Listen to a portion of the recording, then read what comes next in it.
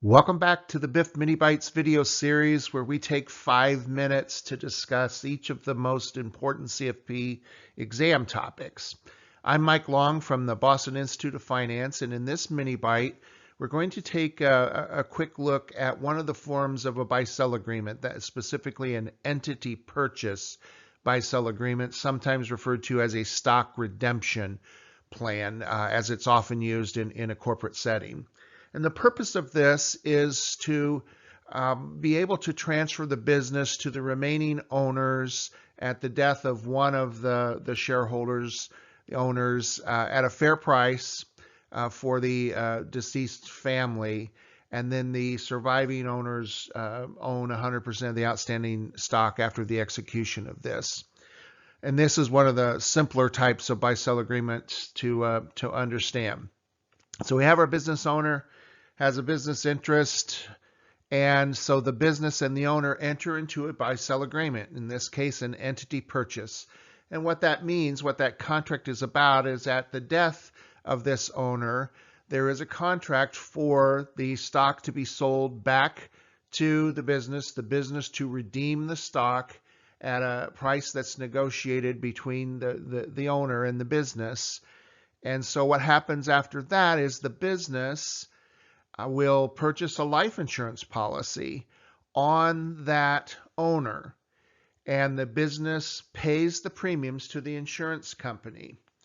And then at death, the insurance company pays the business the proceeds in the amount needed to buy out the deceased owner's estate. So that's how the cash is used. The money comes in from the insurance company, and the business redeems the stock at the agreed upon price, and that business interest is retired to treasury stock, basically. So what that means is then the other owners, the remaining shareholders, now own 100% of the outstanding stock in this business. It's a very efficient way to transfer business interests that is fair to the owner's estate and is also fair to the business itself. Without these, sometimes businesses find themselves in business with that deceased owner's family or some other person. This is just a very good way to transfer ownership in that business.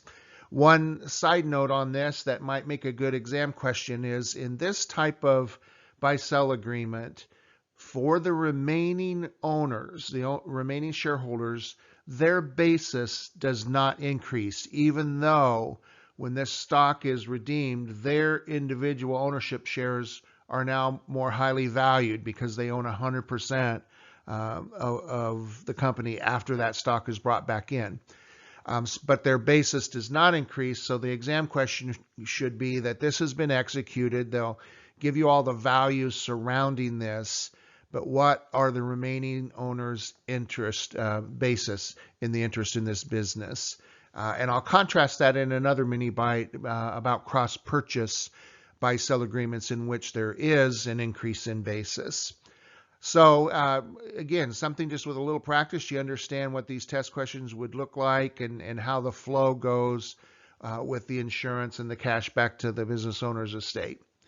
Thanks for listening. The full mini bite video series and many other great study resources, including our very popular Biff Bites podcast, can be found at biffbites.com. We hope you take advantage of those resources and enjoy using them. Study on, my friends.